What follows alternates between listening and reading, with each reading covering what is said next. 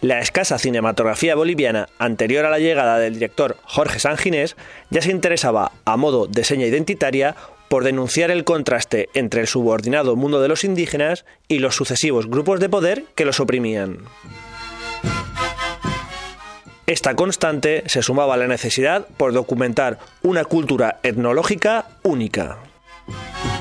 La llegada de Jorge Sanginés no hacía más que acrecentar las inquietudes de denuncia frente a las injusticias y desigualdades que existían en Bolivia. Ucamau es una historia vinculada a toda la efervescencia político-ideológica de los años 60-70, ¿no?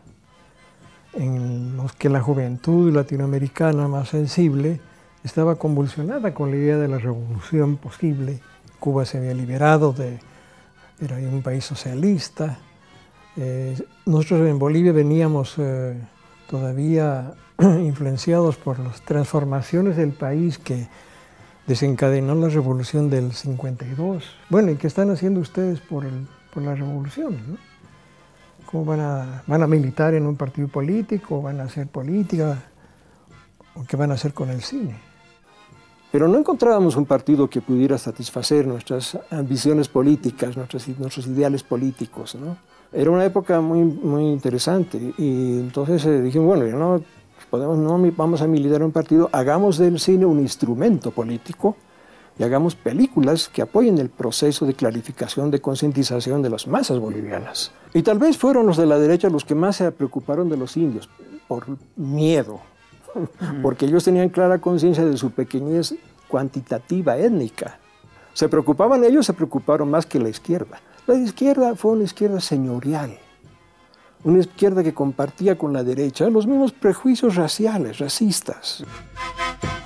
Dentro del Instituto Cinematográfico Boliviano, Sanginés rodó el cortometraje Revolución, una radiografía del subdesarrollo y del alzamiento popular contra la oligarquía que instauraría el gobierno del movimiento nacionalista revolucionario en 1952 y que recordaba por su estilo al acorazado Potemkin.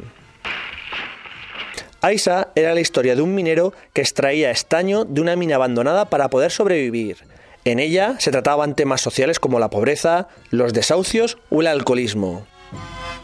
Fue la primera vez que Sanginés trabajó con actores no profesionales o, como a él le gustaba llamarlos, actores del pueblo. Ucamau supuso un gran salto de calidad en el cine boliviano. Por primera vez se utilizaba el idioma aymara y representaba los problemas de los campesinos desde el punto de vista de los mismos. La película sorprendía por el uso magistral del montaje y por el efecto de suspense que conseguía. El argumento contaba la historia de venganza de un campesino que mataba a su patrón mestizo por violar y asesinar a su mujer. Ucamau no gustó al dictador Barrientos y acusó a Sanginés de animar a la insurgencia campesina ya que se tomaran la ley por su mano. Sanginés y su equipo fueron despedidos a pesar de que la película fuera un gran éxito. Liberados pues de la presión de pertenecer a un organismo estatal, fundó el Grupo Ucamau, compuesto por su colaborador habitual, el guionista Óscar Soria, y por Antonio Eguino. Entre los tres se repartieron las funciones de dirección, guión y fotografía de La sangre del cóndor, también conocida como Yaguar Malcú. Después de conocer la noticia espeluznante de que los norteamericanos estaban esterilizando en Bolivia, un país de poca población, con alta densidad de mortalidad materno-infantil, a jóvenes campesinas sin su consentimiento, y decidimos hacer una película para denunciar ese hecho gravísimo. Y en principio iba a ser un documental. Óscar Soria fue a Guatajata, donde nació la denuncia, que tenían un templo evangélico los norteamericanos, y ese templo evangélico tenía una clínica atendida por cuerpos de paz. Y ahí vino la denuncia de una radio. Pero cuando Soria fue a investigar, nadie sabía nada. Nadie quiso hablar de nada, nadie quería aparecer en una película sobre eso. Tenía miedo. Y entonces dijimos, bueno, ya que no podemos hacer un documental, haremos una ficción. La sinopsis contaba los esfuerzos de Sixto Malcú por comprar sangre para su hermano Ignacio, herido tras descubrir el secreto de una agencia estadounidense llamada Cuerpos del Progreso. La sangre simbolizaba la vida y la injerencia extranjera en una pequeña comunidad indígena se hacía expansiva al imperialismo norteamericano en toda Sudamérica. La eugenesia, como política racial, buscaba la eliminación de etnias consideradas débiles para ahorrar en recursos sociales o para someter a una futura población problemática. El país tenía un 80-85% de población indígena y la población blanco-mestiza era pues el 15%. 10% tal vez de mestizos y 5% de blancos, que eran los que manejaban el poder.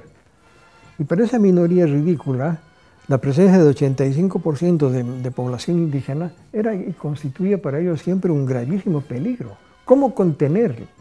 Y durante 130 años los indios estuvieron prohibidos de aprender a leer y a escribir, por ejemplo. Además se los cargó con gabelas, con tributos, con impuestos, o trabajo gratuito, esclavista en las haciendas. Los actores no eran profesionales y hablaban en su lengua materna, el quechua. Señoray, haik a tiempo se sobrinay kimano babayo. Interpretaban a la clase social más baja y se tuvo en cuenta su culto y tradiciones a la hora de rodar. Se hizo hincapié en el contraste habido entre la ciudad y el campo, responsabilizando al progreso de la destrucción de una cultura indígena ancestral. En una escena se comparaba la convalecencia de Ignacio con la muerte del Che Guevara, ocurrida unos años antes en Bolivia por orden del dictador Barrientos, y por si fuera poco evidente, se dispusieron recortes de prensa de la noticia velando al herido. La película hacía caricatura de los norteamericanos y de las clases acomodadas, pero criticaba sin miedo el servilismo del gobierno de Bolivia. Tal vez por ello, el estreno de La sangre del cóndor se intentó boicotear acusándola de ser una llamada apenas velada de alzamiento. Al igual que le pasará a Buñuel en España con Las Urdes, Tierra sin pan y después en México con Los olvidados, o a Vittorio De Sica en Italia con El ladrón de bicicletas, la realidad mostrada era incómoda y vergonzante. Sanginés consiguió además que su cine militante molestara y se tomaran medidas.